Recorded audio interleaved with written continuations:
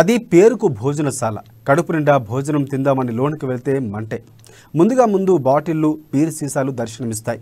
ఇది చాలా చోట్ల కామన్గానే ఉంటాయి. అయితే ఇప్పుడు దీనిపై ఎందుకు చర్చ అంటారా? గణతంత్ర దినోత్సవం రోజున అన్ని వైన్ షాపులు మూసివేస్తే ఇక్కడ మాత్రం మందు ఏరులై పారింది. హనుమకొండ నుంచి కరీంనగర్ పోయే రహదారిలో ఎర్రగట్టు సమీపంలో ఈ ఘటన చోటు చేసుకుంది. స్థానికంగా ఉండే హోటల్లో బయట ఇక్కడ భోజనం లభించును అనే బోర్డు దర్శనమిస్తుంది. కానీ లోనికి వెళ్తే మందు ఏర్లై పారుతుంది. ఇక మందుబాబుల కోసం ప్రత్యేకంగా కౌంటర్లు సైతం ఏర్పాటు చేశారు. గణతంత్ర దినోత్సవం రోజు ఎందుకు మద్యం అమ్ముతున్నారని ప్రశ్నించిన మీడియా ప్రతినిధులపై కూడా దాడులకు తెగబడుతున్నారు. ఇకనైనా ఇలాంటి హోటళ్లపై ఉన్నతాధికారులు కఠిన చర్యలు తీసుకోవాలని స్థానికులు డిమాండ్ చేస్తున్నారు. ఏం చేస్తాను